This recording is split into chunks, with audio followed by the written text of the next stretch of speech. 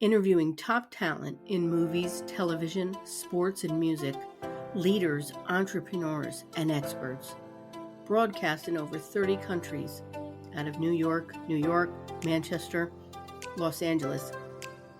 As a mentor, life and career coach, I help others, athletes, actors, and people of all walks of life, solve the problems they face by introducing balance and routines that would otherwise leave them stuck and overthinking, paralyzed, unable to reach their goals. They look for engaging, rewarding lives, and I think they deserve that. Today, I invite you to join me on my radio show to learn from my guests and I how you can be more resilient and strong. I empower people who struggle with confusion or feel stuck in soulless, non-fulfilling situations. I help them find calm and claim their authentic self in their career path or personal life so they can live to their fullest potential.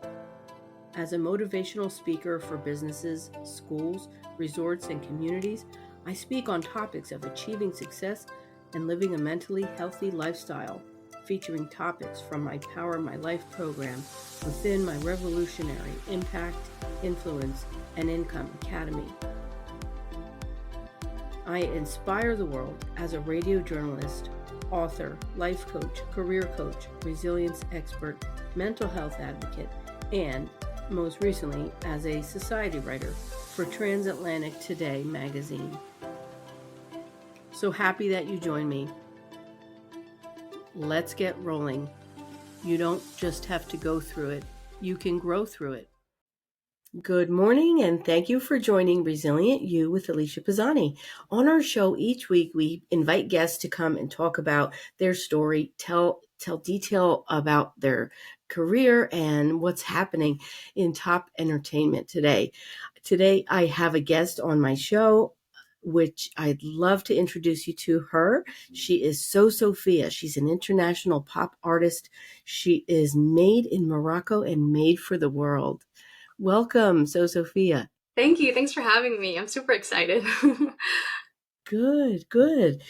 Now, I know that our show is broadcast on Power 98.5 FM in over 30 countries, and our listeners vary in ranges of, demographics, of where they're from and who they are, and that is a perfect fit for your brand new single, which is a captivating summer hit.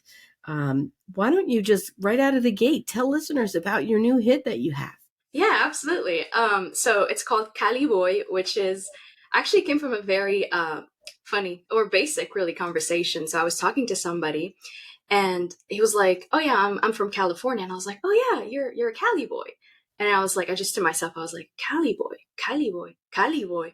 That sounds like the title of a song I need to write. And so I just ran with that, and it turned into this like multilingual summer type of Latin pop song. And so I was just very pleased with how it just kind of wrote itself, really. But the message it carries, sure, it's a flirt on the surface, and it's got a very catchy melody from what I've heard. I've played it for a lot of people.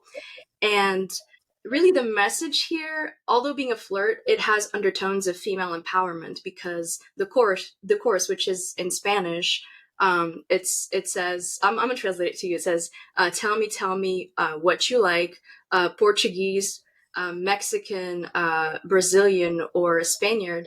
I'm Moroccan international, and that way I can be all of these things. I'm a woman who slays. Hot Kaliboi, do you want to be my Kaliboi?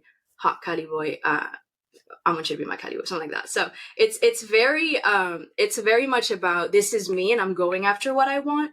The Kaliboi is kind of a concept in the sense it's not necessarily, it doesn't have to be a guy or whoever you're chasing. It can be something or an opportunity. And it's really about taking control and believing in yourself and going after it. And so that was kind of like the undertone of the whole song. Wonderful. Well, I love that multi-dimensional aspect of it.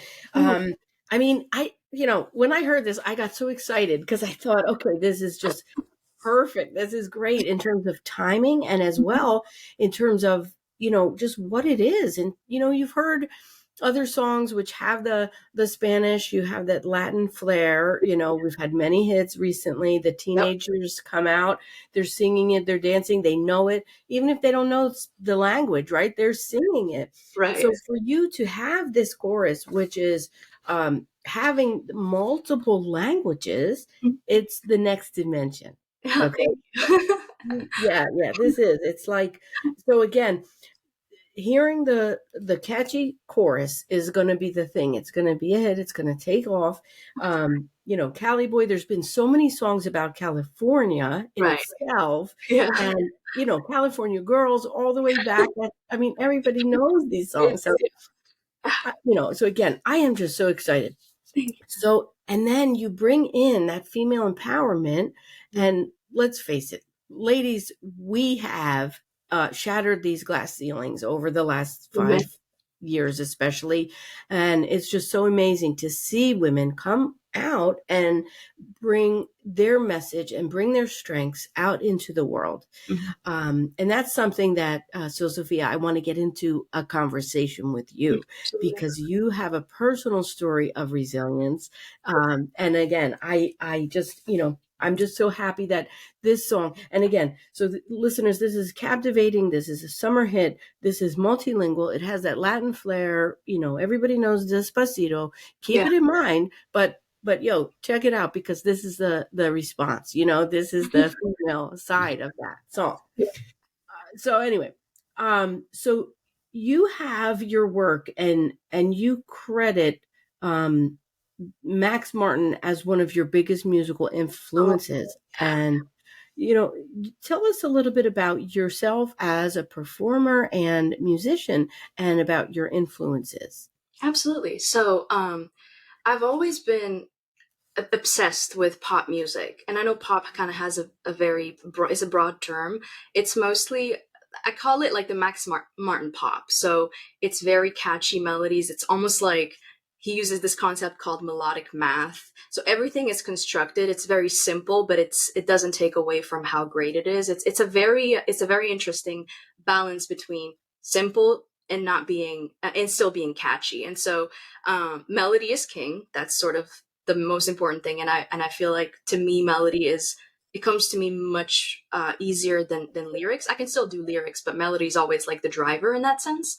And the funny thing is, like I said, I always loved pop music, but when I started writing, I didn't really know how to write pop. So I have some like 3 or 4 songs that I wrote that did not sound anything like what you would consider radio, commercial.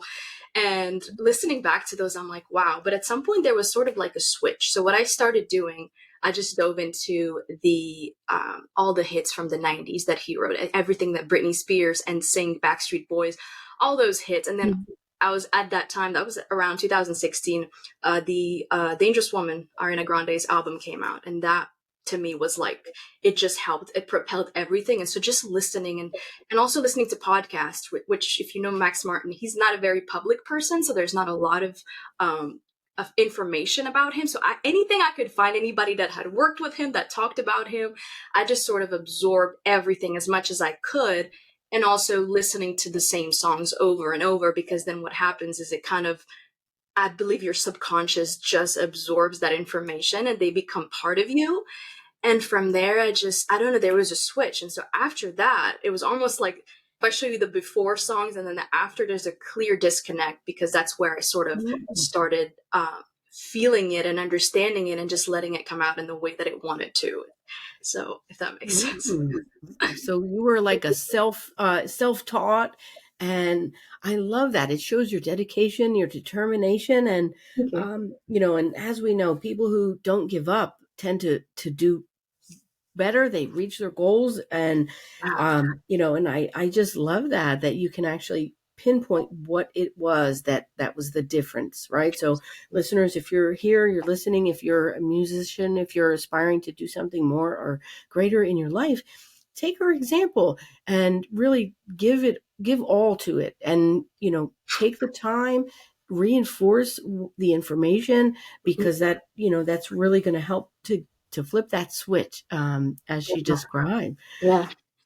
So you're passionate about not only music but dance as well. Oh yeah. You want to tell listeners you have a special workshop called the So International Dance Experience. Um, let's hear a little bit about that. Absolutely. So, just to take you a little bit back when it comes to my dancing background. So, growing up, I grew up in Morocco. Didn't really have access to any dance isn't, I mean, you can take dance classes there, but I guess I didn't really have access to those at the time. And so, I wanted to dance when discovered Britney Spears. I was like, I want to do that, whatever she's doing. And so that sort of became like my driver in that sense. So when I came to the States, obviously for school, which is a whole other story, at some point, Millennium Dance Complex, which is a franchise, very famous franchise, opened in Nashville. And they had this work study program where you get to work one shift a week or so, and you get paid in free classes.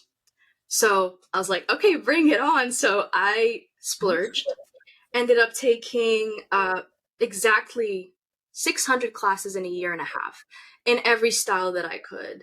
I can't, I didn't necessarily, I am a trained dancer in a sense, but I'm not at the level that somebody who does it professionally, like dances every day. So I know the basics. I took ballet, I took jazz, contemporary, jazz funk, heels, hip hop, all those styles to kind of elevate my my dancing game in a way, because all of those, you'd be surprised, and I didn't know this was a big realization, and I think a lot of people don't know that if you're not necessarily a dancer, ballet will make you a better hip-hop dancer because you're like, Yes, actually, so let me just take you first to where it started, because I didn't really grow up dancing.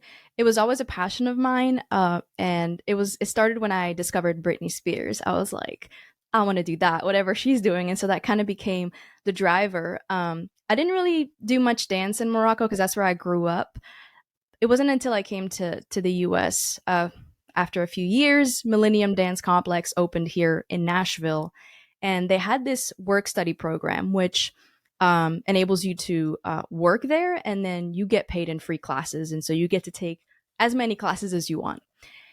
So I took about 600 classes in a year and a half, and I trained in all the styles that were available. I took ballet for the first time in my life, jazz, contemporary, jazz, funk, hip hop, heels, anything I could take. So I was really dancing pretty much every day, and it really helped because something interesting that I discovered was that ballet was a very essential style if you wanted to master like hip hop, which in your mind they're not related because you think of ballet as being this like very like elegant and like almost perfect style of dance, and hip hop is a little bit more.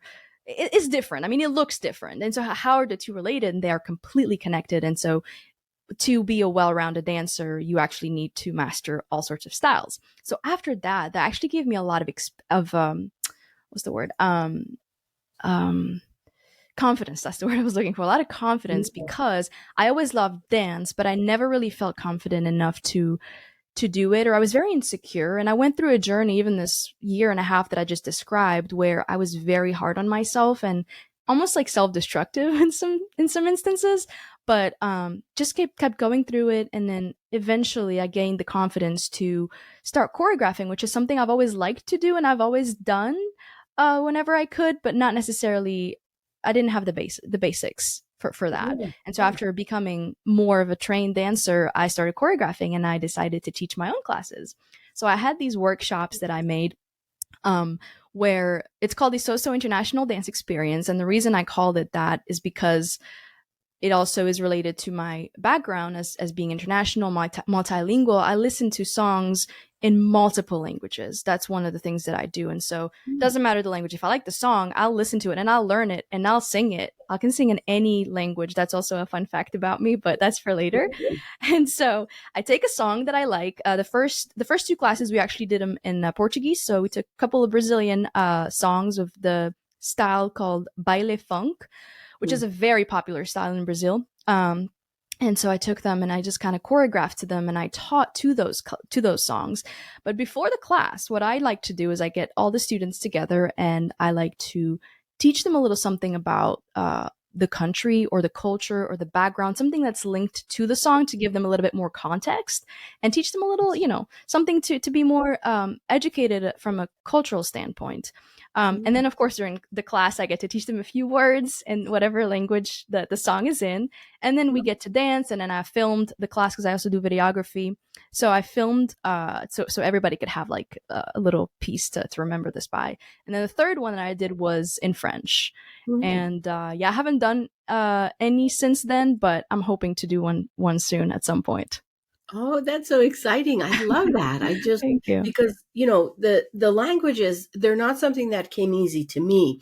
I noticed it though in my son who was, he's taking Spanish and, it's like, it's nice to hear him do that. And, he also was into, he was told that he was great at singing, and of course, now he's a teenager and he's into baseball, and that's pretty much it. But just to know that, and in the culture we live, like just working with different people, different nationalities, it's like Yes. really awesome to know that you can take this interest that you might have of dance, learn it, and combine it with the languages. And Exactly. I love that cultural experience. So, listeners, we have SoSoFia with us today. She is passionate about music, about dance. She's got her newest single, Kaliboi, that is released out there. You're going to listen to this. You're going to be singing it. You're going to remember her, and you're going to take this with you and find your own Kaliboi or girl, as it may be. But again, the meaning of the song, and I'll go back to that. This is me, and I'm going after what I want, believing in yourself. It's a flirtatious, but it's also female empowerment. So, Exactly. So let me ask you, so this song was produced by a team of highly skilled producers, recorded, engineered by RIAA Platinum Award winner Anthony Falcone, Correct. who has engineered other major label artists like the Jennifer Lopez, Mark Anthony, Prince, and Snoop Dogg. Like that, to me, that just shows how amazing that this song is. Yes. Oh, yeah. It sounds like it's the first time I heard myself, and I was like, oh, wow. Like it took it to another level for sure. Yeah. And so that, anyway, I'm just so excited for you for this. Okay. Thank you. Let me ask you, as an artist and a multilingual artist, you come from Morocco, and you have this amazing talent, right? And now you have the drive, and you're doing things, making things happen. You mentioned a little bit that you didn't have dance available to you when you were younger. Let's talk about your resiliency. Let's talk about all that, because you made it sound so easy, but I know it wasn't. No, it's not. Let's tell our listeners a little bit about the struggle. From your own words, give us insight into your journey. As a woman who maybe didn't have that support to just be who you really are. Yeah. Oh, wow. Yeah, that's like a loaded question, but there's a lot to unpack for sure. So I come from a very conservative and oftentimes misogynistic, and I say this, I've talked to people who have been there. Morocco is a great country. I will say that out of the gate. And I definitely think it's worth visiting. Everybody should go there at least once. But growing up there as a woman was a very, very challenging thing. The misogyny is it's everywhere. I mean, it's like, it's part of the culture, unfortunately. And I felt that at a very young age. So I think I was 5 years old. I don't know. And I just told myself, I had seen things, because you can pick up on things as a kid. And I can't remember exactly what it was, but it was something. And I told myself, that's not going to be me. I just remember that. And growing up, I grew up with a lot of frustration, sometimes anger that I'm still working through. Because I just couldn't, I felt like I was being diminished, and I was being stifled, and just I wasn't able to just breathe and spread my wings and just be who I wanted to be, say what I wanted to say, wear what I wanted to wear, talk and speak about the things that I wanted to speak about, and just be, in the sense, and express myself freely, and my womanhood and my, just as a person, as a feminine entity. You really, it was very frustrating, but I always felt like there was something bigger, something better. And that's kind of how I kept my focus. I'm very driven. I think that's kind of, that's part of, I guess, my nature. I was always a go-getter ever since I was little. I mean, one example is that I never had my parents tell me, oh, go do your homework. I always knew I had to go and do this, do that, like do my thing, go after what I want. And I was very driven in that sense and determined. And so it was almost my whole life I've lived with sort of a laser focus vision, and always keeping that in front of me, so I don't ever lose focus of that. And growing up, obviously, was the fact that one day I was going to go to the US, because that to me was the epitome of I'm gonna get to live finally and just be who I want to be, and really discover who I am, because I didn't know who I was. And having had that, thankfully, I can see in retrospect why I wanted that so badly. And that is something that has always made me just not give up. And besides, the music also is a very big part of that, chasing that dream, because I do have a dream there as well. And yes, the dream is to be an international pop star, simply put, but really it's a lot more than that. What I want to do is bridge cultures through music, because I'm multilingual and multicultural. I have so much cultural influences in me, and I want to promote female empowerment, because I am just so I'm just so I was so affected by that I just want women to see that just because things they are the way they are, that's not necessarily how they're supposed to be, and there's a lot more outside of you for you to just thrive and push towards, and just, that's my life's mission, and I feel that at my core. And yeah, so these are like the main things I would say. So yes. You have some wonderful dreams. And I'm so happy to have you on. So anyone listening, SoSoFia, we're going to follow her journey. We're going to support her in not only her music, her dance initiatives, but in her greater dream of bridging cultures across culture, right? Being there as a female empowerment, a leader, and international female pop star. Let's go there as well. So tell me about your feeling. Do you remember like that first day when you came over to the US? Yeah. Oh, yeah. So actually, before I came here to study, I came here for a summer vacation, because I have an uncle who lives here. He's been here for years, and I came here for 3 months. And to me, that was, I of course got a very biased, when you come here on vacation, it's different. And it's like, oh my God, I'm in America. Like, I felt like a child in Disney World. That's literally how I felt. And so it was a vacation. So it felt magical. And then I came here to study, and it wasn't necessarily like a different feeling, besides the fact it wasn't a vacation anymore, but it was more of a, look, before I came here, everybody told me, oh, you're going to go and you're going to not feel at home and you're going to miss home. But I felt home, which is very interesting. I didn't feel like I was abroad. Every time I felt like I went to Morocco, I felt like I was just visiting. I was just on vacation. It was kind of flipped in that sense, because that's where I guess my soul wanted to be, for me to sort of experience the things that I had to experience. So it was obviously very, very, very challenging, in the sense of I got here with nothing to think about it, and it almost makes me emotional thinking about it, because I remember I wanted to start fresh, so I barely had any clothes when I arrived. There was, it's something that a lot of international students can relate to. You come here with nothing, nobody, you have accomplished nothing, you starting from zero for the most part. And so it was incredibly challenging, because I obviously went to school, and in my school years, I did nothing but school.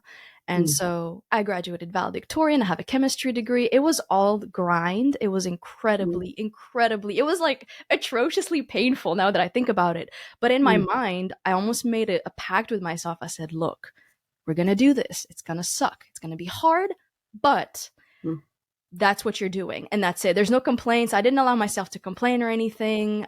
It's all like kind of a blur when I think about it, because I don't remember a lot happening, but it was just a lot of studying, a lot of hard work, a lot of emotions, a lot of crying sometimes. But yeah, so it was definitely not like handed to me on a silver platter. So it was very, very tough. Yeah. So that's a lot. That's Yeah. quite a journey that, you've left your, home country, your family there, you've come here, and now you're getting closer to the dream after going through that. It's challenging to go to school and then valedictorian. That's amazing. So, and you have an MBA as well. That too. Yeah. Congratulations. Thank You you. are definitely, living a life. And some of us here who have lived in the United States, and I mean, there's parts where you go and it feels like you're in a third world country. There's parts where, you just look around in amazement, like, how can it be this, refined and cultured, and the money. I mean, let's talk real. Like,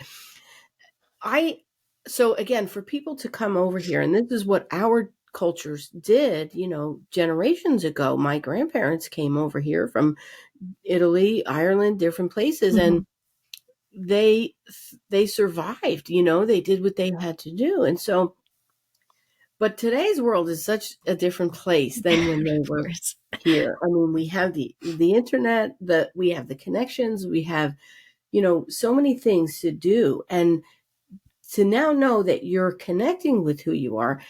And as you said, that's Kaliboi. It was easy. It seemed easy. So you must be connecting with your authentic self, because, in a lot of what I do as a mentor, I help people to do that. And when you start seeing things happen and you start being able to say yes, you give yourself permission to do what you really want to do, you start to see these amazing things happen. So it's nice that you're a testimony to that. So Sophia, what else do you have that's up and coming? Actually, the video for Kaliboi, which we're going to release soon, it's in the process of being finalized and edited. Don't have a date yet, but it's going to be pretty incredible. It was an incredible experience shooting it. It was a lot of preparations, my first video, and so that was kind of, I got to see kind of like what's involved in planning a video, and it's a lot when you're, pretty much by myself, but I have a whole village of people who are so invested and so kind to just step in and help and just offer resources and things like that. And so I was very blessed to have so many people believing in this project and believing in me and just wanting to do this because they just feel driven to do it. And so it's an incredible experience. Yeah, for sure. Nice. So that's good. So we'll be able to see the video when it comes out. And that's so exciting to see, because that's like the visual side of the song. It ties everything together. Yeah. So do we get any insight into what the theme is or the topic? Anything we're going to see? It's funny because there is a resilience part in there, which sort of models the not giving up when things are hard. So it shows me in the beginning kind of like struggling in dance. I had this whole choreography that I made, and then I had to pretend I didn't know how to do it well. And that was kind of a funny thing to shoot, because I was like, how do I move in the way that's not the right way? So I was like, I don't know how to do this. And then eventually I just it came to me. And so it shows me sort of like in this journey and just these little clips of me not being very good and eventually just kind of like going for it. And then it just looks like I'm doing it, and it's amazing. And so it's funny because it models also how it happened in my life as a dancer, in my journey as a dancer. And things were very challenging. And I have some old videos from classes that I look at and I just cringe, and I'm like, oh my gosh. And so, and then seeing where I am now, and of course there's a lot more progress to be made, but it's just kind of like it's almost like a quantum jump from one reality to another. And it just looks like night and day. Mhm. So yeah. Wonderful. Well, thank you for being so transparent and sharing that story with us. You know, Absolutely. it's not easy to look at ourselves. And one of the things I've noticed about you in this interview is that you are very honest, and you know you're genuine. And I think that is also going to come out in your music, and Thank um, you.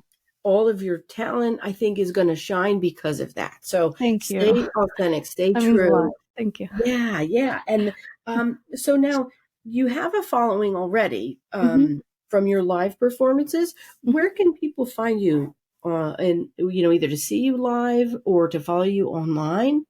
Yeah, I performed. I'm not performing it at the moment right now, just because I'm focusing on the writing and this new song and the video coming out and everything.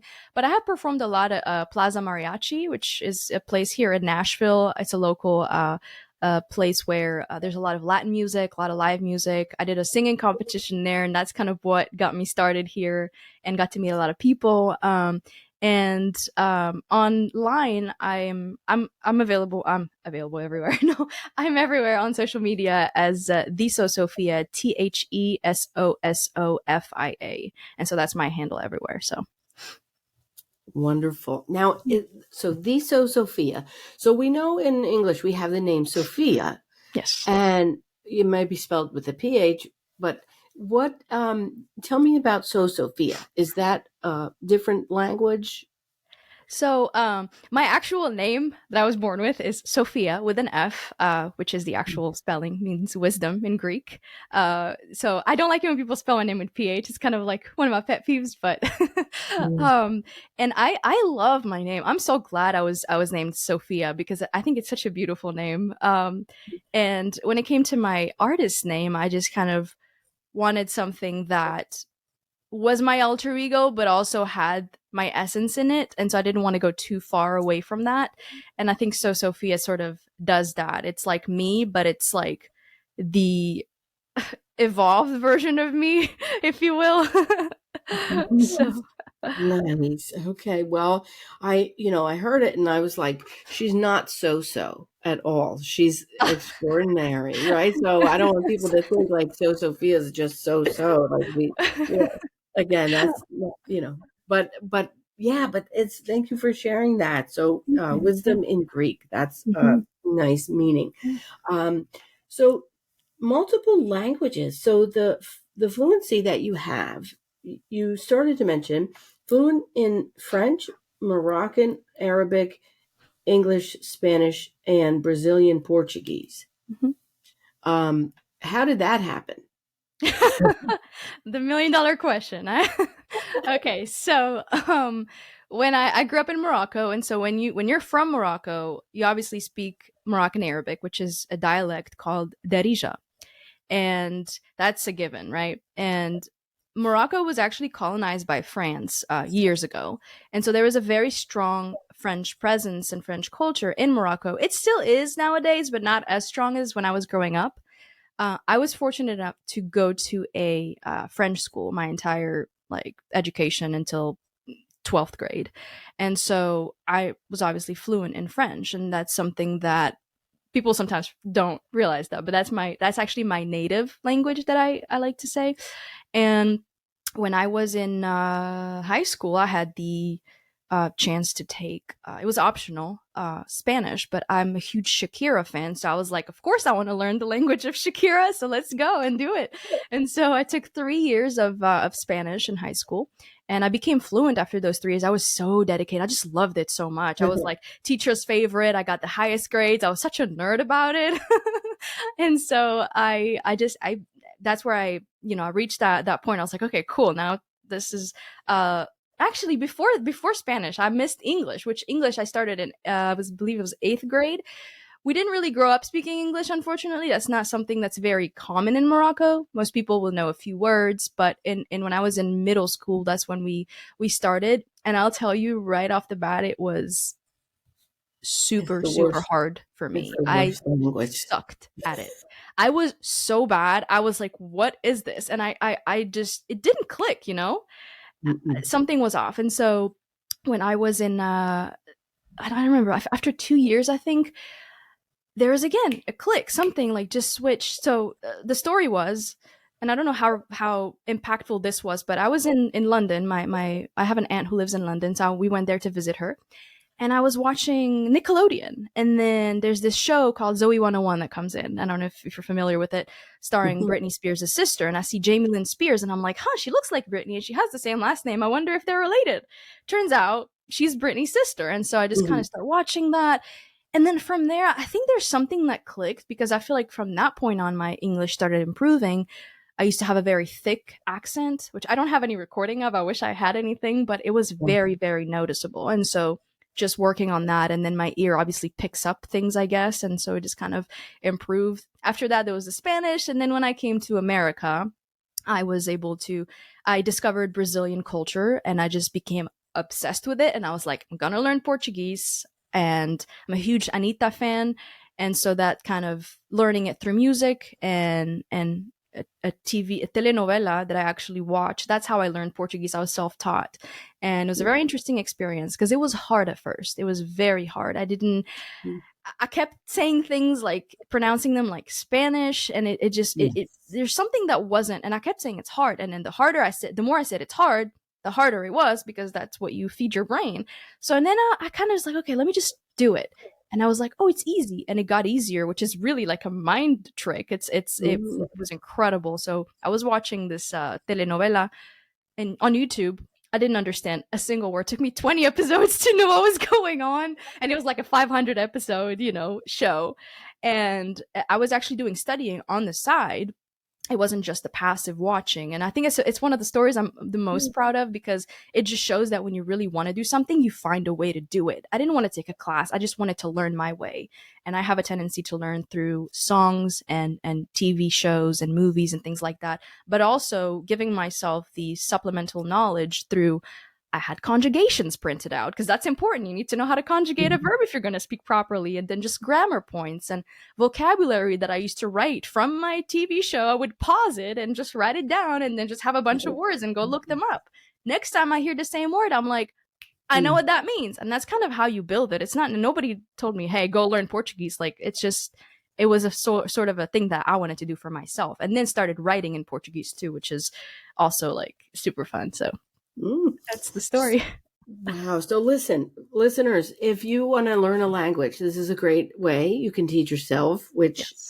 SoSoFia has also shared something that's important when trying to change behavior, which is something that's key to me, which is the mind trick, right? We've heard fake it till you make it, but Yeah. it's really tell yourself that it is easy, and it will be easy. Tell yourself that you can do it, and you can do it. Do these affirmations in the mirror every morning. Like, Yes. Amen. it's the same kind of principle that, we use when guiding people and helping them to get a better position or get a better life or do something different. That when you want to do something, you can find a way, right? So I just love this. I love this example of how this happened. I mean, you have an interest, and then you follow it, and here you are. Yes. So you didn't necessarily pick up a book or take a class, but you found your way, Yes. using auditory and your intellect, right? I So that's actually also, started with I was like, okay, let me do this. Let me do Duolingo, which is nice. Duolingo is a great tool to incorporate, but you can't learn a whole language just with Duolingo. I don't think. For me, it doesn't work. If it works for somebody else, great. I started Rosetta Stone, and I was like, at this rate, it's going to take me 10 years. I just was like so eager, and I was like, I don't think this is going to work for me. And it's very classroom based, which I don't really like that. I just like to have the freedom I like to learn in a creative way. I don't like to have, Mhm. I'm very left brain, but I also am right brain in that sense. I do like things to be square and nice, but only for certain things. When it comes to languages, I don't want that. I just want my own freedom and make my own structure and just, but I'll say that the very important thing, because I have a lot of people ask me, how do you learn a language? Oh, I want to learn this.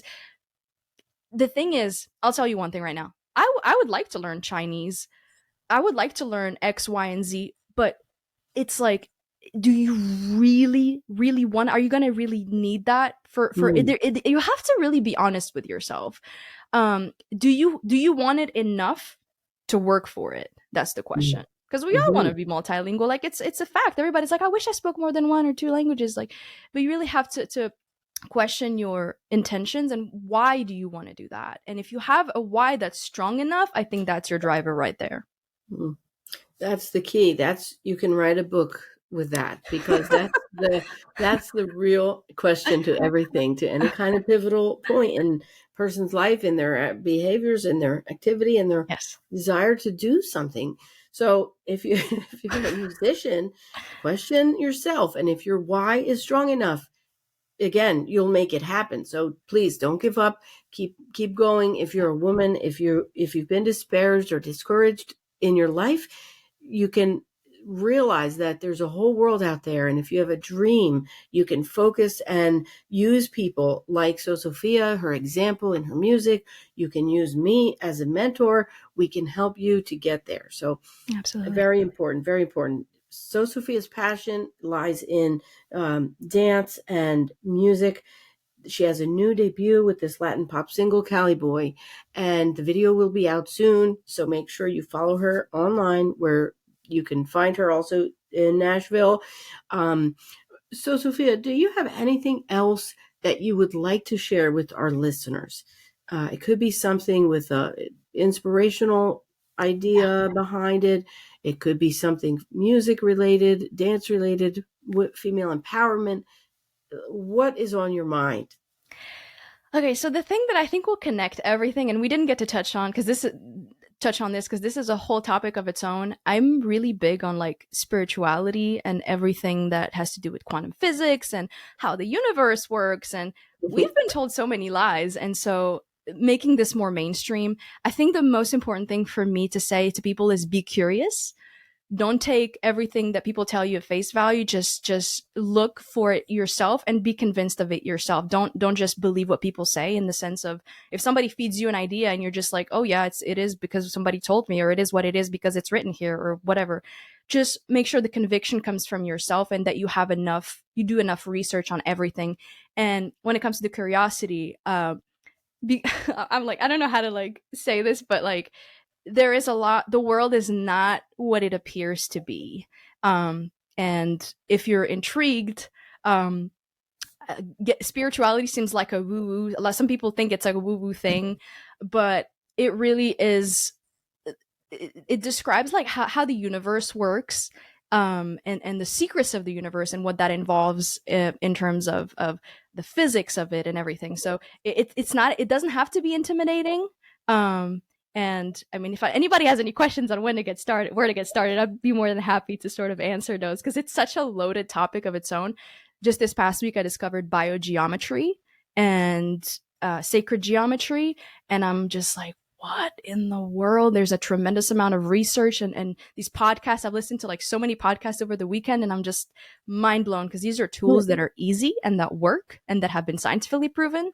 And I just feel like this is this type of stuff that should be on TV, honestly, that people should know about, but there's a reason why it's not on TV. We all know why. So that's basically what I want to leave people with. Just explore and discover, and you are a lot more than what you think you are. We're not human beings, just a simple human material being. We're actually a lot more than that, and we're eternal, and we're infinite, and we have so much potential that we have not tapped into. And I think it is our duty as a collective consciousness to sort of expand and discover and experience, so that we can reach that full potential as a collective. Okay, so that is a lot. It is a lot.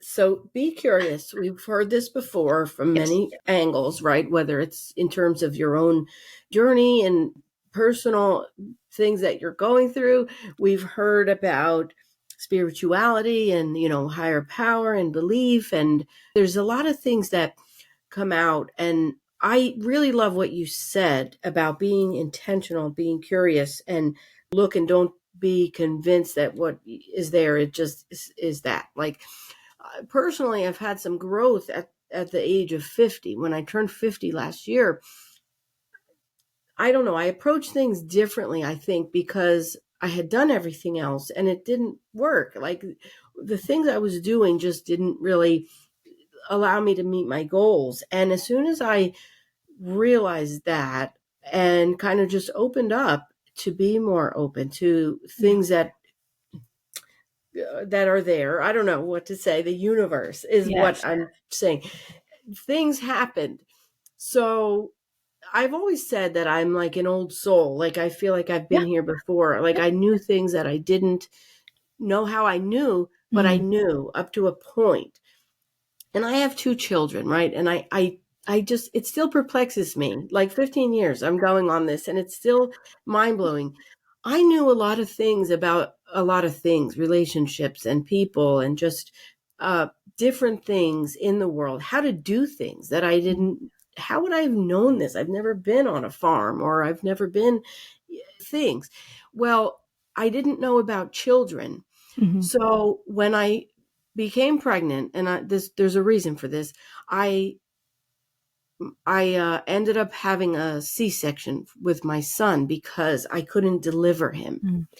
And I had a second pregnancy, and I had a daughter, and she was breech. And so I really get the feeling that I was here before and I died in childbirth. Wow. Right. That's possible. Yeah. You know, and so because of modern medicine, you know, I had the children, and before having the children, I didn't want children. Wow. I didn't want children, and I was okay with getting a husband, getting married. Yeah. But I didn't want children. Well, he said, well, if you're going to marry me, you've got to be willing to at least try. Yeah. So we did, and then we were blessed. Now I say I'm blessed, and I have that wealth. I'm rich now because I have 1 boy, 1 girl, and that's what. But there's a lot that goes into it, because don't take things on the surface, right? I feel like we're blessed with this world and this time that we live, and we have so many things that are available to us. So SoSoFia, thank you for your time and for your for having intellect, for your ideas and inspiring words. Thank you for bringing the wisdom that you have. Living up to my name. Yes. So again, I love having you here. Thank you so much. Thank you. I'm going to look for your video that's coming out soon. Listeners, please keep an eye on SoSoFia. This is going to be a hit single this summer. Again, can't wait for more. I love this multilingual idea. In the chorus, is that the same line repeated in this language, in the different language? Well, in that chorus, is anything repeated in the multiple languages, or no? Okay. Just the chorus you're asking. This is all is different. Dime, it's just the same word repeated. Tell me. Quien te gusta, portuguesa, mexicana, brasilera, española. No, nothing is really repeated. I guess except the quiero que tú seas mi Kaliboi. It means I want you to be my Kaliboi, and then I say it in English. Do you want to be my Kaliboi? So it's kind of like a. Okay. Yeah, so that's repeated. All right. So sometimes it is. Yeah. This is going to spark conversation. This is going to spark people to have interest in the languages and to look it up and say, what does that mean? And to yes, that's what I want. The curiosity, you know. Yes, and they're going to, to do it. So my 10-year-old is going to have one opinion, and she's going to tell her brother, and then that's how they're going to go. That's how it goes. The different languages and stuff. So again, we're looking forward to everything that you have coming, and again, looking forward to you when you're back out as a performer. Let me know. I'm glad to have you on the show again. And yeah, I would love that. Thank you. We'll look forward to connecting again soon. Yay, that was awesome. Thank you so much for your time, and this was a fantastic experience.